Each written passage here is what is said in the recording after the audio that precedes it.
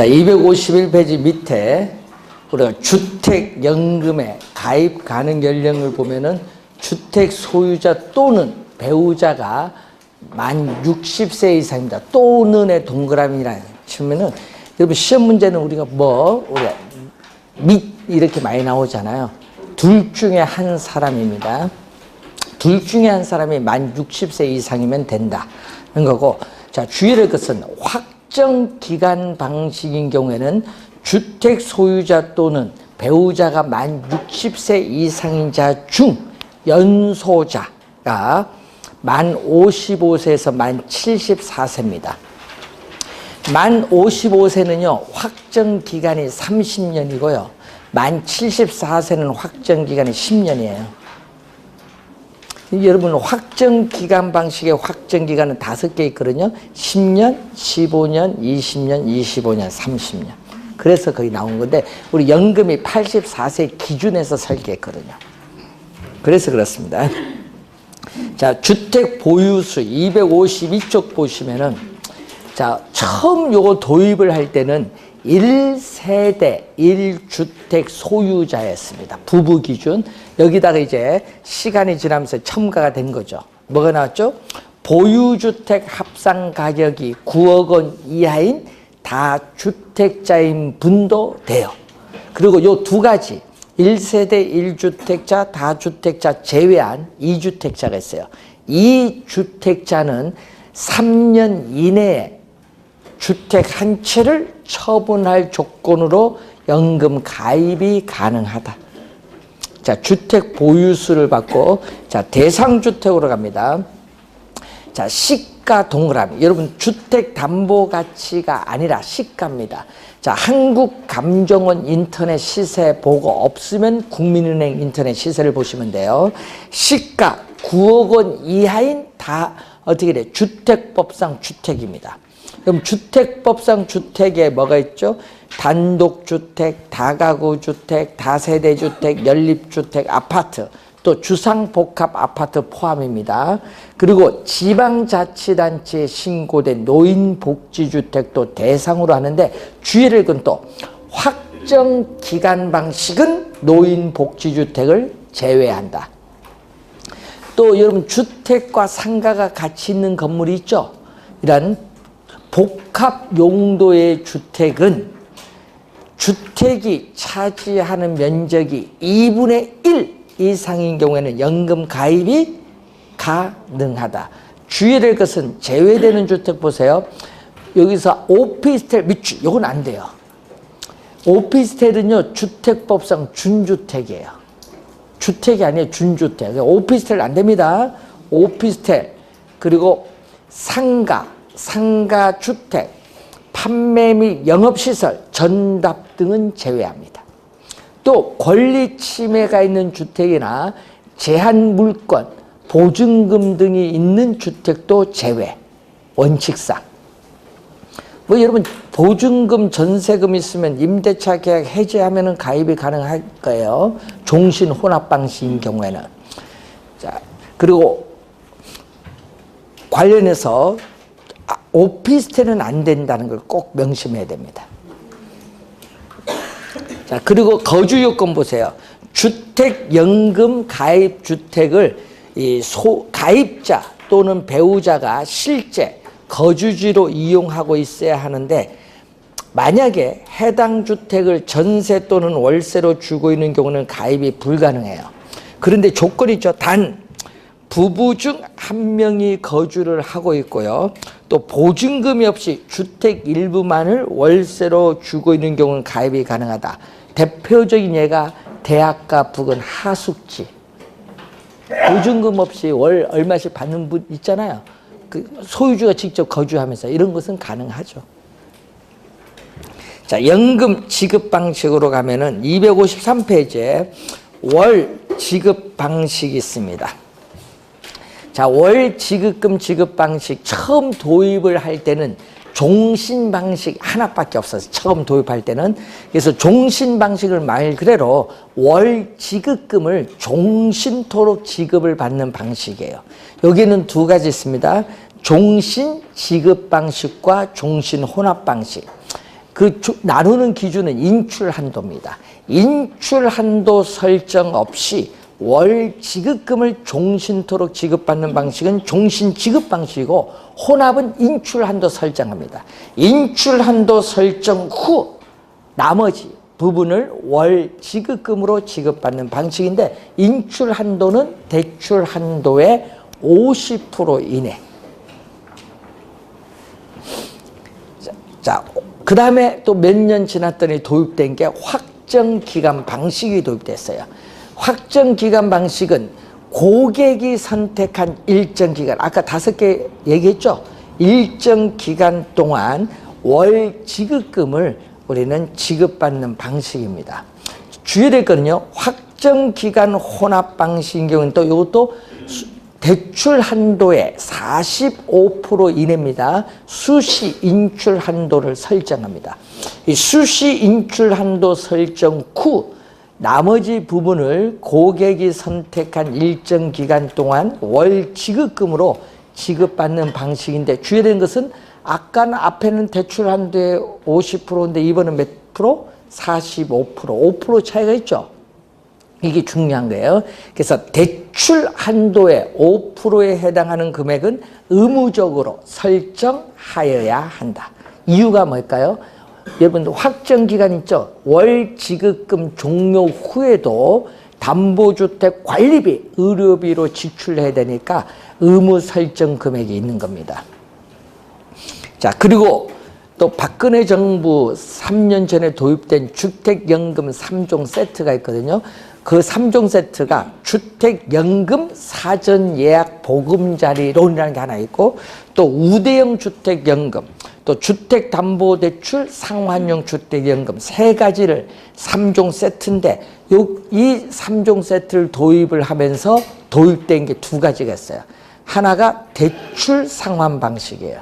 이 대출 상환 방식은 아까 얘기했죠. 주택담보대출 상환용 주택연금과 관련이 있거든요. 주택담보대출 상환용입니다. 자, 여러분 대출 받았는데 원금이자 너무 많이 갚아요. 자, 여러분 원금이자를 너무 많이 갚으니까 부담이 돼요.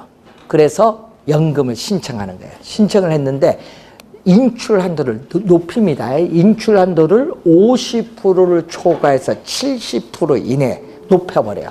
그래서 일시에 인출 한도를 일시에 찾아서 어떻게 돼요? 금융기관에 대출받은 금액 갚아버려요. 그리고 나머지 일시에 찾아 쓴 돈 말고 나머지 부분을 또 종신토록 월 지급금으로 지급받는 방식이 대출 상환 방식. 자, 우대 방식 있죠. 이건 우대형 주택연금인데 우대형 주택연금은요 1억 5천만 원 이하 1억 5천만 원 이하 1주택 보유자가 신청이 가능한 연금이에요. 우대형 주택연금은. 그래서 우대 방식은 어떻게 해요? 월 지급금을 우대받아요. 최대 몇 프로? 17%. 최대 17% 우대받은 월 지급금을 종신토록 지급받는 방식인데 우대 지급 방식과 우대 혼합 방식이 있는데 또 대출 한도의 45% 이내를 인출 한도로 설정해요. 그래서 인출 한도 설정 없으면은 지급 방식이고 인출 한도를 설정하면은 혼합 방식. 그럼 인출 한도 설정 없이 우대받은 월 지급금을 종신토록 지급받는 방식은 우대 지급 방식. 또 인출 한도 설정 후 나머지 부분을 우대받은 월 지급금으로 종신토록 지급받는 방식은 우대 혼합 방식입니다. 네 가지가 있어요. 종신 방식, 확정기간 방식, 대출 상환 방식, 우대 방식 네 가지가 있다는 걸 확인. 자, 그리고 256페이지에 보증기한, 종신, 종신입니다.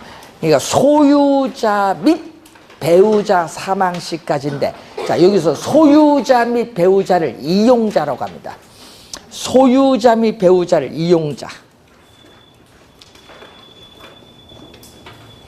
그리고 거기에 적용금리 밑에 보시면은 적용금리 보면 변동금리를 적용하는데 대출금리는 기준금리에 가상금리를 대주는데 기준금리는 몇 개? 2개가 있죠.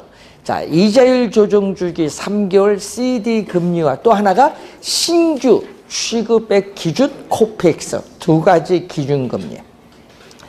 처음 도입을 할 때는 가상금리가 1.1%로 정해졌는데 이제 그게 없어졌어요. 그냥 더 높아요. 그냥 기준금리에 가상금리를 대주는데 처음 도입할 때보다는 높습니다.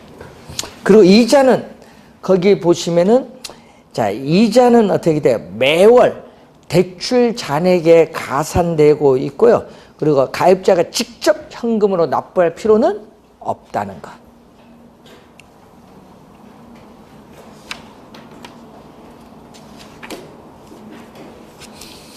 자, 여러분이 6월 13일 날 지방선거가 있어요. 지방선거 끝나면 한 7월 방학 넘어가, 8월 달 넘어가기 전에 7월 달에 임시국회가 열릴 텐데 그때 연금 요게 개정이 될 가능성이 있어요. 뭐냐 하면 주택 가격이 너무 많이 올랐어요. 서울에. 그래서 시가 9억 원 이하를 9억 초과해도 연금 신청할 수 있도록 바꿀 거예요. 근데 그때는 9억 넘어가도 얼마까지? 9억 원까지. 15억 해도 9억까지만 대출 받을 수 있도록. 연금 신청은 이제 할 수 있도록 만들 거고, 그리고 또 신탁 제도가 도입돼요. 연금에. 그래서 좀 더 다양한 상품이 나올 수 있도록 만드는데, 그래서 바뀌면은 출제 가능성이 있어요, 또. 바뀐 부분이. 그래서 그것은 그때 가서 한번 보기로 합니다. 아직은 안 바뀌었으니까. 법이라는 게 몰라요. 가다가 또 어떻게 바뀔지 모르니까. 자, 공급자 금융 261페이지에 리츠가 나오죠. 자, 올해 출제 또 1순위. 올해 시험 출제 1순위입니다.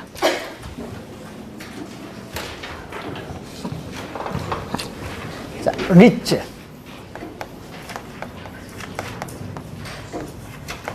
자, 부동산 투자 회사에 관한 법률은 2001년 임시국회 2월 달에 통과해서 언제부터? 7월 1일부터 시행을 했죠.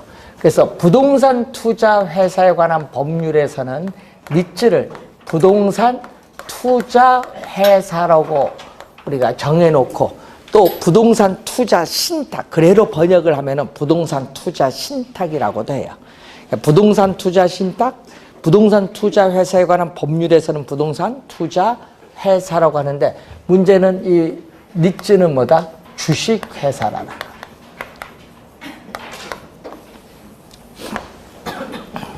자, 주식 회사, 부동산 투자 회사는, 자, 우선 리츠는 개념을 보면은 소액 자금을 가진 투자자들의 돈을 모아요. 그래서 대규모 자금을 만들어서 자산 운영 전문 인력이 부동산 개발 사업에 투자한다든지 임대주택 사업에 투자한다든지 또는 업무용 부동산에 투자한다든지 또 부동산 관련 증권 등에 투자함으로써 발생한 수익을 투자자들에게 투자한 지분에 따라 뭐죠? 주식이니까 배당의 형식으로 되돌려주는 제도입니다. 주의할 것은 본인이 직접 부동산에 뭐 한다? 투자해서 수익을 발생시키는 제도가 아니죠. 직접 투자가 아닙니다. 자산 운용 전문 인력이 투자를 하는 간접 투자다. 간접 투자. 자, 이 리츠 자체가 간접 투자다. 그리고 또 뭐죠? 하나의 상품이에요. 하나의 상품. 간접 투자 상품.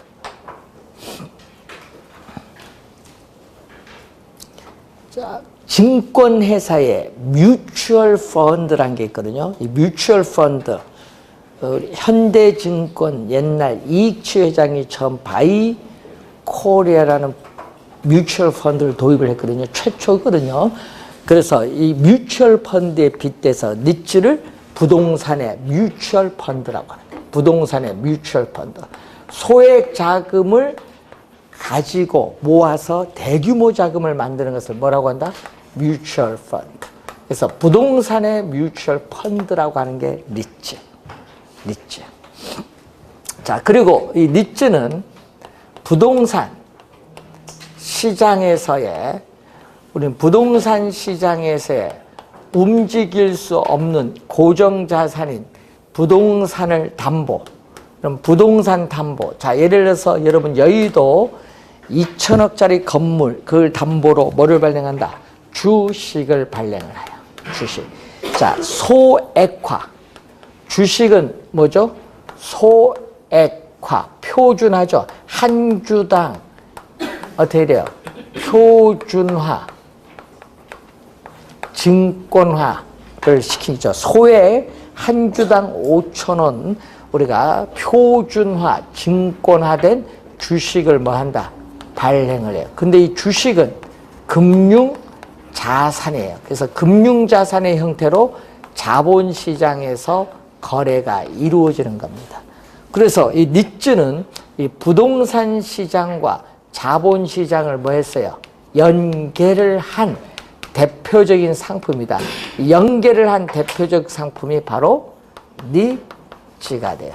그래서 여러분 주식을 발행했는데 주식이 30% 가지고 있으면 이 부동산에 대한 지분이 몇 프로? 30%. 그래서 이 부동산을 지분화했다. 이 주식을 발행함으로써 이 부동산을 지분화한 대표적인 상품이 바로 리츠가 됩니다. 리츠. 자, 리츠가 되고요. 이 주식을 발행했기 때문에 리츠를 우리 뭐라고 하냐? 부동산을 담보로 주식이라는 증권을 발행을 했어요. 그래서 부동산에 있어서의 증권화라고 해요. 부동산을 담보로 주식이라는 증권을 발행했기 때문에 부동산 증권화의 한 형태다. 이 리츠를 주식을 발행했기 때문에 부동산 증권화의 한 형태라고도 해요. 자, 리츠의 개념인데, 그래서 여러분이 한 구자당 500만 원에서 6구자를 신청하면 3천만 원이죠.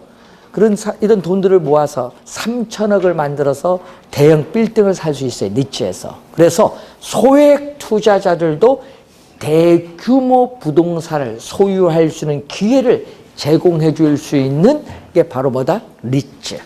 또 리츠 중요한 또 특징 중에 하나가 이 부동산에 직접 투자하면은 경기 침체 시에 부동산을 매각해서 현금화가 어려워요. 그렇지만 리츠는 주식이니까, 예? 주식에 투자하면은 경기가 침체하더라도 언제든지 주식시장에서 주식을 뭐 한다? 매각함으로써 현금화가 가능해요. 그래서 황금성 면에서 리츠가 뭐다? 유리하다는 장점이 가지고 있습니다. 또 자산운용 전문 인력에 부동산 관련 증권에 분산 투자를 합니다. 그래서 위험을 분산시키는 효과가 있고, 또 위탁관리나 기업 구조조정 리츠인 경우에는 어떻게 되냐? 우리는 배당을 90% 이상 할 경우에는 법인세가 면제가 돼요. 법인세가 면제되면 그만큼 수익률이 더 높아져요. 그래서 높은 수익률을 얻을 수 있는 장점을 가져요. 높은 수익률을 얻을 수 있다. 또 증권시장에 일정한 상장 요건을 갖춰서 상장을 하기 때문에 정보의 투명성이 강화된다는 장점도 가지고 있습니다. 뭐 여러 가지 장점들이 많죠, 뭐. 자, 261쪽으로 가면은 부동산 투자 회사의 개념이 나오죠. 자, 자산을 부동산에 투자하여 운용하는 것을 목적으로 부동산 투자 회사에 관한 법률에 따라 설립된 회사를 말합니다. 그래서 종류가 이제 나오고 있는데, 자, 여러분 자기관리 부동산 투자 회사, 또 위탁 관리 부동산 투자 회사, 그리고 기업 구조 조정 부동산 투자 회사. 자, 여기서 여러분이 기업 구조조정 부동산 투자 회사는 한시적입니다. 이 기업의 구조조정, 부채 상환을 목적으로 설립된 회사이기 때문에 뭐 예를 들면 5년이면 5년 뭐 이런 식으로 한시적으로 설립된 회사예요. 그래서 우리나라는요, IMF 이후에 기업 구조조정이 많았기 때문에 거의 대부분 IMF 이후에는요, 이 기업 구조조정 니치가 거의 대부분이었어요. 지금은 한 30개 정도 있어요. 한시적입니다. 그리고 요거는 뮤추얼 펀드 형태로 움직인다. 그래서 예를 들어서 소액 자금을 모아서 3천억 못 겠다. 신문 공고해서 그거 모아서 투자를 합니다. 그래서 뮤추얼 펀드 형태로 운영된다. 한 4년 전인가 뮤추얼 25회 시험에 뮤추얼 펀드라는 용어가 나왔어요. 기업 구조조정입니다. 자, 그리고 개념 볼까요? 자, 우선은 각 부동산 투자 회사의 개념, 회사, 형태가 있는데, 자, 시험 문제는 우선 요 개념이 중요한데, 이 자기관리 부동산 투자 회사의 개념 2번 정답 지문 물었고, 2번 또 해서 4번 출제했어요. 자, 한번 보세요. 개념 요건 꼭 기억해야 됩니다. 자산 운영 전문 인력을 포함한 임직원을 상근으로 두고 자산의 투자 운영을 직접 수행하는 회사입니다. 이 개념을 4번 출제했어요. 2번은 정답 지문. 꼭 기억해야 됩니다. 그리고 자기관리는 본점 외에 지점을 설치할 수 있고 또 직원을 고용하거나 상근 임원을 둘 수 있다. 이런 회사를 실체 회사. 그런데 여기는 두 개는요, 자산의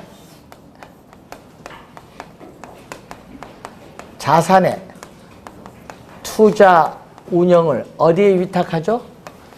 직접 수행하는 게 아니죠. 자산 관리 회사에 뭐 한다? 위탁하는 회사예요. 자산의 투자 운영을 자산 관리에 위탁하는 회사. 그래서 이런 프린트면 그래서 4번이 정답이에요. 개념이 틀렸지 뭐. 시험 문제 이렇게 개념 갖고 딱 출제할 수도 있지. 자산의 투자 운영을 누구에게? 자산관리회사에 위탁하는 회사예요. 자, 그리고 요 2가지는 또 뭐죠? 본점 외에 지점을 설치할 수 없고 또 직원을 고용하거나 상근 임원을 둘 수 없는 이 회사를 명목 회사라고 하는데, 서류상으로만 존재하는 회사를 우리는 페이퍼 컴퍼니, 이걸 번역을 해서 명목 회사. 자, 법률이 시험에 출제를 많이 했는데 262페이지에 제3조 법인격을 보시면은 1항 부동산 투자회사는 주식회사로 한다. 주식회사입니다. 2항 부동산 투자회사는 이 법, 부동산 투자회사에 관한 법률에서 특별히 정한 경우를 제외하고는 상법에 적용을 받는다. 왜냐하면 상법상 주식회사니까. 3번째, 부동산 투자회사는 그 상호에 부동산 투자회사라는 명칭을 사용하여야 한다. 하여야는 반드시라는 의미입니다. 할 수 있다와 하여야 한다가 다릅니다. 자, 5조 봅니다. 부동산 투자회사는 주식회사니까 발기인을 모집해서 발기인 총회를 해야 돼요. 그래서 발기 설립의 방법으로 하여야 한다. 주식회사니까. 2항 보세요. 부동산 투자회사는 현물 출제한 설립을 할 수 없다. 없다의 동그라미. 시험에 있다로 자주 냅니다. 말을 바꿔서 냅니다.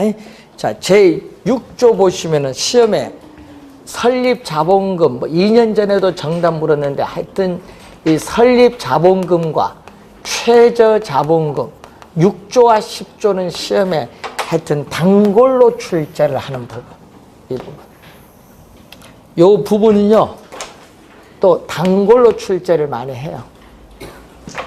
자, 자기관리 부동산 투자 회사의 설립 자본금은 얼마?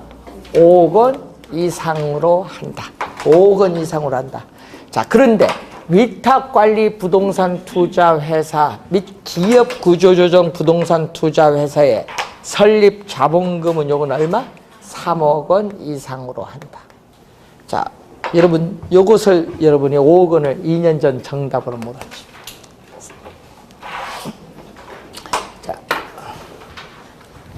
제 거기에 10조로 갑니다. 제 10조 보면은 영업인가를 받거나 등록을 한 날부터 6개월까지를 최저자본금 준비기간인데, 이 6개월이 지난 자기관리 부동산 투자회사의 자본금은 얼마? 70억 원 이상이 되어야 된다. 70억 원 이상이 되어야 한다니까 70억 원이 최저 자본금. 또 위탁관리 부동산 투자회사와 기업 구조조정 부동산 투자회사의 자본금은 각각 요거는 얼마? 50억 원 이상이 돼야 된다.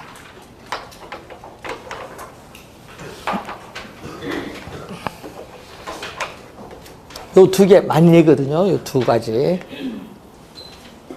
자, 그리고 11조에 이것도 한 4번 나왔네요. 위탁관리 부동산 투자회사는 본점 외에 지점을 설치할 수 없음에 동그라미, 직원을 고용하나 상근임을 둘 수 없다. 없다에 또 동그라미. 그게 키워드 주의 좀 해두시고. 자, 제 14조의 8 주식 공모가 나오죠. 자, 주식 공모 14조에 우리가 8을 보시면은 어떻게 돼요? 2항 봅니다. 2항. 부동산 투자회사는 영업인가를 받거나 등록을 한 날부터 2년 이내, 2년의 동그라미, 2년 이내에 발행하는 주식 총수의 몇 프로? 30% 이상. 100분의 30은 30%입니다. 30% 이상을 일반의 청약에 뭐 한다?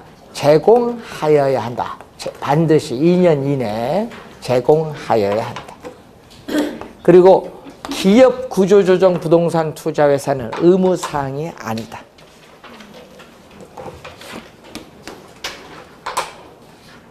자, 그리고 이제 여러분 교재에 주식 분산 제 15조로 갑니다. 작년에 바뀌었죠. 주주 1인과 그 특별 관계자는 최저 자본금 준비 기간이 끝난 후에는 부동산 투자 회사가 발행한 주식 총수의 50%입니다. 100분의 50%를 초과하여 주식을 소유하지 못한다. 요거 과거에는요 30, 40이었는데 개정이 됐어 작년에. 그래서 몇 프로? 50%. 50% 이내 주식을 소유해야 돼요. 50% 이내 주식을 소유하고 50%를 초과하여 주식을 소유하지 못한다. 기업 구조조정 부동산은 적용하지 아니한다.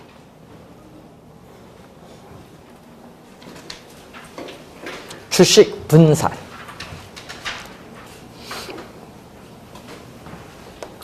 자, 그리고 현물 출자 19조로 갑니다. 자, 1항 볼까요? 부동산 투자 회사는 영업인가를 받거나 등록을 하고 최저 자본금 이상을 갖추기 전에는 현물 출자를 받는 방식으로 신주를 발행할 수 없다. 없다에 또 동그라미 치면 되겠죠. 자, 2항 부동산 투자 회사의 영업인가 또는 등록 후에 부동산 투자 회사에 현물 출자를 하는 재산은 다음 각 코에 어느 하나에 해당하여야 한다. 5가지가 있거든요. 부동산, 지상권, 임차권 등 부동산 사용에 관한 권리, 그리고 신탁이 종료된 때에 신탁 재산 전부가 수익자에게 귀속하는 부동산 신탁의 수익권, 부동산 소유권의 이전 등기의 청구권, 또 대토 보상권 5가지. 자, 주식의 상장 20조 1항 봅니다. 부동산 투자회사는 자본시장과 금융투자업에 관한 법률에 따른 상장 규정의 상장 요건을 갖추게 된 때에는 지체 없이 증권시장에 주식을 상장하여 그 주식이 증권시장에 거래되도록 하여야 한다. 자, 여러분 상장 요건을 갖춰야 돼요. 상장 요건 없이 상장하면 투자자 사기 나올 수 있죠. 투자자 보호 측면에서 상장 요건을 갖춰야 된다는 거. 자, 265페이지에 22조의 3. 자, 자산관리회사를 설립하려는 자는 국토교통부 장관의 인가입니다. 인가를 받아야 되는데, 자, 거기 보니까 뭐죠? 자산관리회사는 자본금이 70억 원 이상일 것. 자산운영 전문 인력을 대통령령으로 정하는 수 이상 상근으로 둘 것. 대통령령에는요 5인 이상으로 나와 있어요. 23조로 갑니다. 부동산 투자회사의 위탁으로 그 자산의 투자 운용에 관한 자문 및 평가 등의 업무를 하려는 자는 국토교통부 장관에게 뭐를 한다? 등록입니다. 등록. 부동산 투자 자문회사는 등록입니다. 근데 자본금이 5억 원 이상으로서 대통령령으로 정하는 금액 이상일 것. 자, 여러분 대통령령에는요 10억 원 이상으로 나와 있어요. 대통령령에는 10억 원 이상. 자, 자산운용 전문 인력을 대통령령으로 정하는 수 이상 상근으로 둘 것. 또 대통령령에는 3인 이상으로 나와 있습니다. 3인 이상. 자, 처분 제한 1항 봅니다. 부동산 투자회사는 부동산을 취득한 후 5년의 동그라미, 5년의 범위에서 대통령령으로 정하는 기간 이내에는 부동산을 처분하여서는 안 된다. 그럼 대통령령에는 이렇게 나와 있죠. 대통령령에는 국내 부동산. 자, 대통령령에는 국내 부동산에서 주택, 비주택 다 1년. 그러니까 1년 이내 처분하에서는 안 된다. 주택이든 비주택이든 다 1년 이내 처분하에서는 안 된다. 어디에? 대통령령에.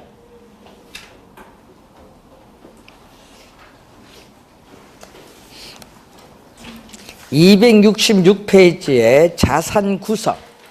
자, 부동산 투자 회사는 최저 자본금 준비 기간이 끝난 후에는 매 분기 말 현재 총 자산의 80% 이상을 부동산 관련 증권 및 현금으로 구성하여야 한다. 이 경우 총 자산의 70% 이상은 부동산, 80% 중에 70% 이상은 뭐가 된다? 부동산이어야 한다.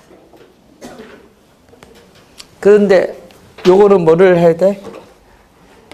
여기는 기업 구조 조정을 목적으로 했기 때문에 여기는 기업 구조 조정 목적. 기업 구조 조정 목적의 부동산의 몇 프로? 70% 이상.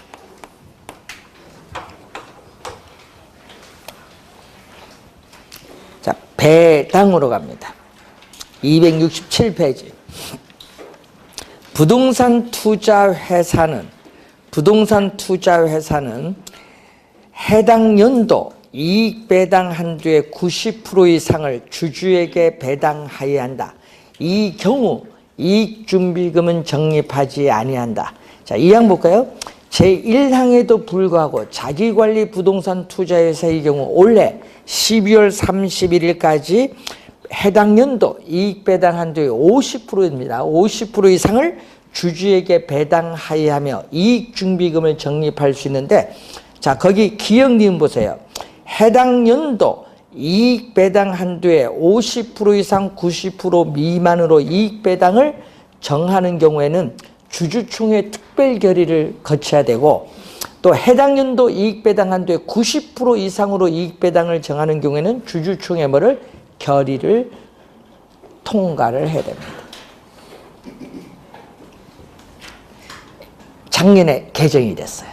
기역, 니은이. 재작년에는 없었다가 작년에 개정이 됐습니다. 자, 3항부입니다. 위탁관리 부동산 투자회사가 제1항에 따라 이익을 배당할 때는 이익을 초과하여 배당할 수 있다. 이 경우 초과 배당금 기준은 해당 연도 감가상각비 범위에서 대통령령으로 정한다. 자, 차익 및 사채 발행, 거기 2항 보세요. 자금 차익 및 사채 발행은 자기 자본의 2배를 초과할 수 없다. 즉 이 말은 자기 자본의 2배 이내를 원칙으로 하는데 예외가 있죠. 주주총회 특별 결의가 있는 경우에는 그 합계가 자기 자본의 몇 배죠? 10배를 넘지 아니하는 범위에서 자금 차익 및 사채 발행을 할 수 있다. 주주총회 특별 결의를 한 경우에 그렇습니다.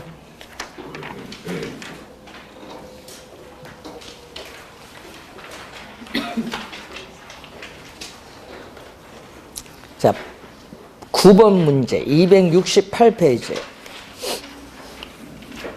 부동산 투자회사 법령상 부동산 투자회사에 관한 설명으로 옳은 것은 영업인가를 받거나 등록을 한 날부터 6개월이 지난 자기관리 부동산 투자회사의 자본금은 얼마죠? 70억 원 이상이 돼야 된다. 70억 원. 1번 바로 정답입니다. 2번 위탁관리 부동산 투자회사 및 기업구조조정 부동산 투자회사의 설립 자본금은 5억이 아니라 3억 원 이상으로 한다. 자기관리는 얼마? 3억이 아니라 5억 원. 자, 그리고 4번에 영업인가를 받거나 등록을 한 날부터 6개월이 지난 위탁관리 부동산 투자회사와 기업구조조정 부동산 투자회사의 자본금 100억 원 이상이 아니라 50억 원 이상이죠. 5번 부동산 투자회사는 부동산 등 자산의 운용에 관하여 회계 처리를 할 때는 국토교통부 밑줄, 국토교통부가 아니라 금융위원회, 국토교통부가 아니라 금융위원회.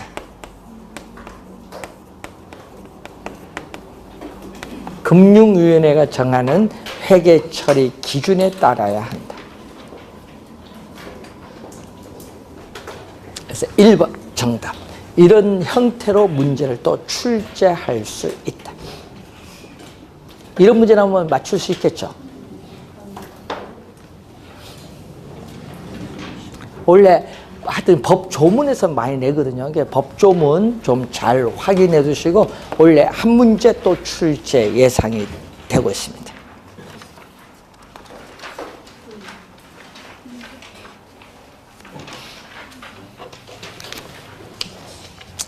270페이지 PF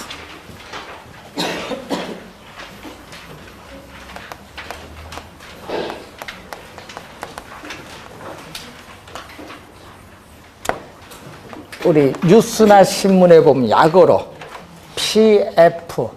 PF를 많이 하죠. 이때 파이낸싱은 번역을 금융으로 번역해요. 프로젝트 금융이라고 하는데, 자, 이 프로젝트 금융은 우선은 부동산을 담보로 해서 금융기관의 저당권을 설정해서 대출을 받는 방식이 아니라는 점. 부동산을 담보로 해서 금융기관으로부터 대출받는 방식이 아니라는 걸 항상 염두에 두시고, 이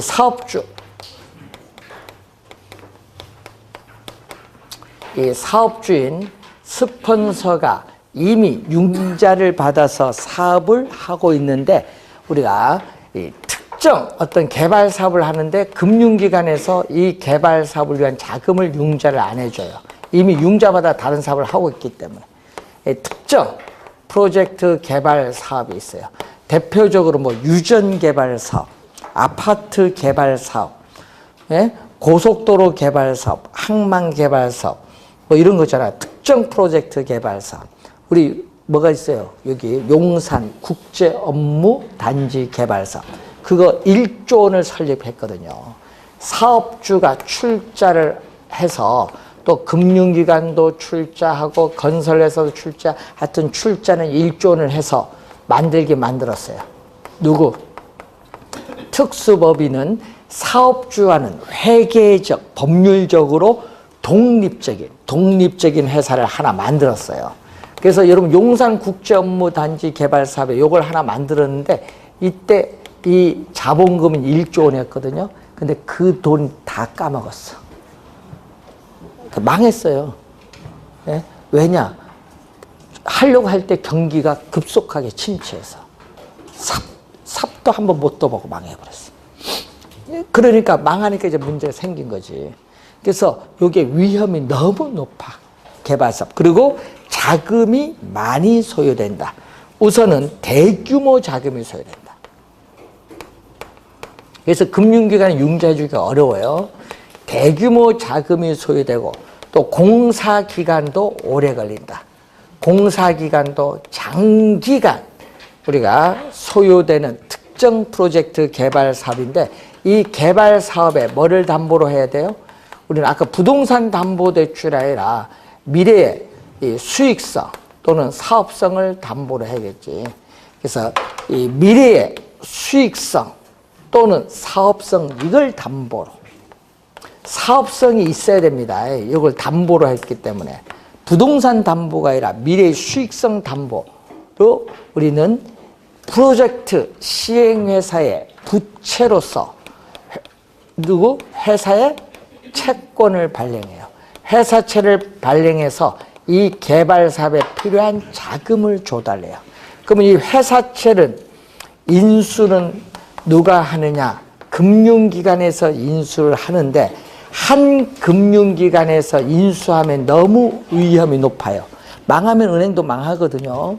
그래서 A라는 은행이 한 은행이 인수하기 어려우니까 A은행이 주 간사은행으로서 다른 은행들과 이렇게 협의를 통해서 회사채를 공동 인수한다. 이 공동 인수하는 것을 전문 용어로 신디케이션 론이라고 합니다. 여러분, 신디케이션 형태로 론, 대출을 해준다. 예?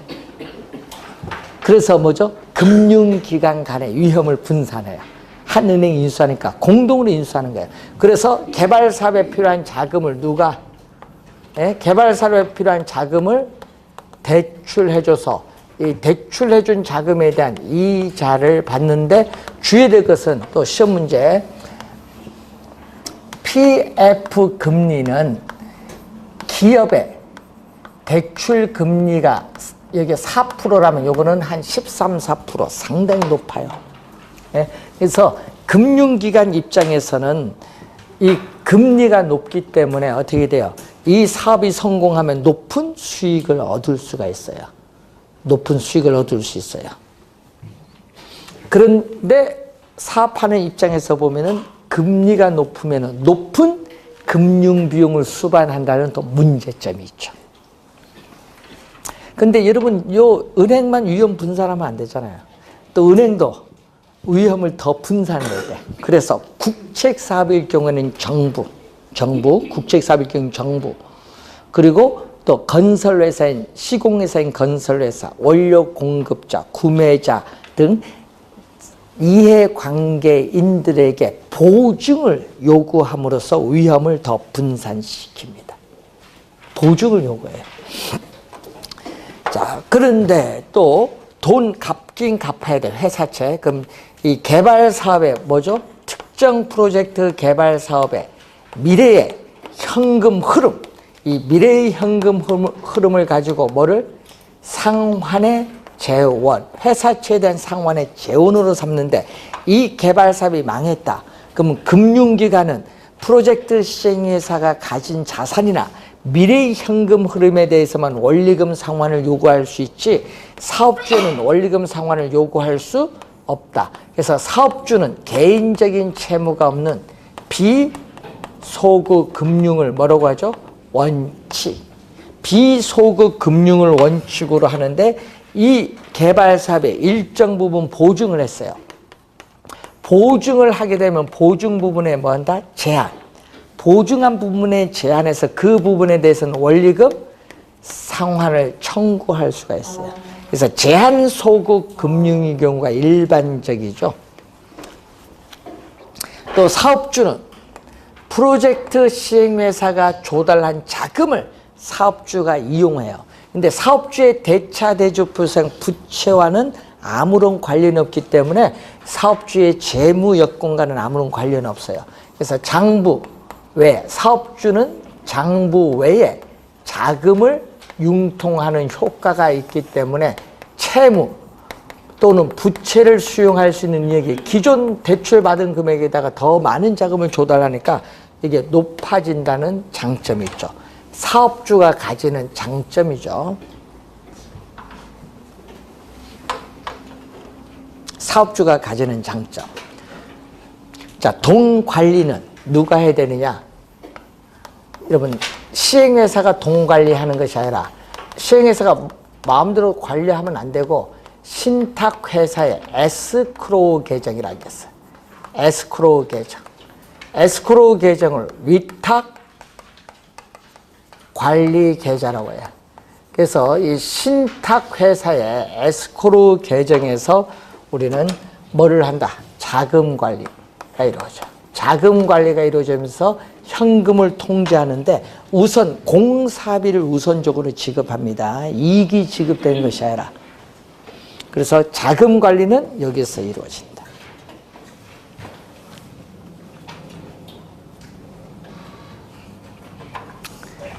자, 그리고 이 개발 사업이 하는데 관계자가 아까 많이 참여하거든요. 여러 이해 관계자들이 참여하기 때문에 계약 절차상의 복잡성이 나타나서 개발 사업이 오히려 지연될 가능성이 많다는 문제점도 있습니다. 그리고 어떻게 돼요? 회사채를 인수해야 되기 때문에 정보를 이 개발 사업 수익성이 있다는 정보를 계속 제공해 줘야 돼. 보증인들에게. 그러다 보니까 정보의 비대칭성이 점점 뭐한다? 감소한다는 또 중요한 특징이 있어요. 그런데 이 개발 사업이 진짜 괜찮다. 이 개발 사업이 진짜 괜찮다. 그래서 이 대주단은 지분 투자자 입장에서 뭐를 투자할 수 있어요? 여러분, 지분 투자자 입장에서 여러분 금융기관 입장에서 대출을 해주는 것이 아니라 자기 자본을 투자할 수 있어요. 그래서 이 프로젝트 시행회사와 대주단이 지분을 투자하면서 개발 사업을 공동으로 영위를 할 수 있어요. 이걸 우리는 전문 용어로 조인트 벤처. 그래서 프로젝트 시행회사와 대주단이 조인트 벤처를 결성을 해서 어떻게 개발 사업을 공동으로 프로젝트 금융을 이용해서 할 수 있다 이 얘기입니다. 자, 그래서 조인트 벤처는 여러분 교재 270페이지 맨 위에서 한 3-4번째 보시면은 소수의 개인이나 기관 투자자로 구성을 한다.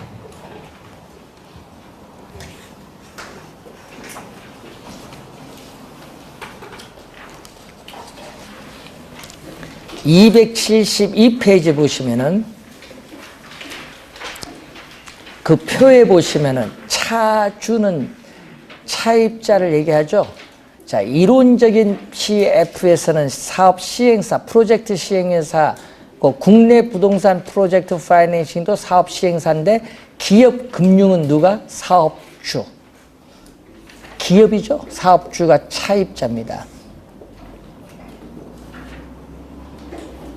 담보는 프로젝트의 수익.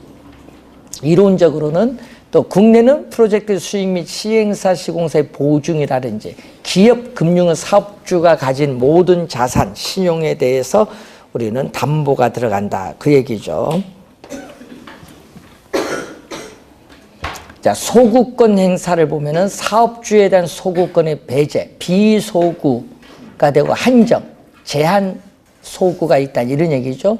그 그리고 기업금융은 사업주 보증 시에 사업주에게 소구권을 행사를 합니다. 자, 자금관리 보니까 뭐가 있죠? 에스크로우 계정의 이론적 피해 부분, 에스크로우 계정에 의한 자금관리가 이루어지고, 기업은 누구? 차입자의 우리는 임의 관리가 이루어집니다. 국내는 뭐죠? 분양 관리 신탁 등에 의해서 별도의 위탁 관리 계좌를 두어서 관리가 이루어진다. 아까 부동산 신탁 회사의 분양 관리 신탁. 그래서 여러분 국내 부동산 프로젝트 파이낸싱 갖고 아파트 개발 사업을 할 때 주의해야 될 게 있죠.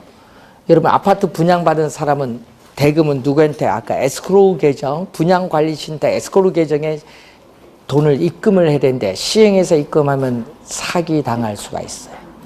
그래서 부산 명지 신도시가 그래서 대규모 사기를 당해서 경매로 넘어간 거예요. 그러니까 주의하셔야 돼요. 모르니까 이제 입금을 한 거죠. 보면. 자, 올해 PF 출제 예상 두 단원. 공급자 금융은 PF와 니츠 두 부분이 출제 예상되는 부분. 여러분 PF는 지금까지 박스로 출제 안 했거든요. 예? 박스. 자, PF에 대한 설명으로 옳은 것을 모두 고른 것. 그러면 보기는 몇 개 나오겠어요? 5개 보기 중에서 옳은 것 찾는 지문. 이걸 이런 형태로 출제 예상이 됩니다. PF는. 아직까지 그런 형태 출제 안 됐기 때문에 그런 형태 대비를 좀 하셔야 되겠습니다. 자, 이렇게 해서 금융이론 마치고요. 투자금융 12문제 30% 출제되는 범위 맞췄고 나머지 15% 출제되는 범위가 부동산 평가론입니다. 그래서 여러분이 교재에 있어서 평가 이론에 대해서 우리가 살펴보도록 하겠습니다. 338페이지. 자, 잠시 쉬고 시작하겠습니다.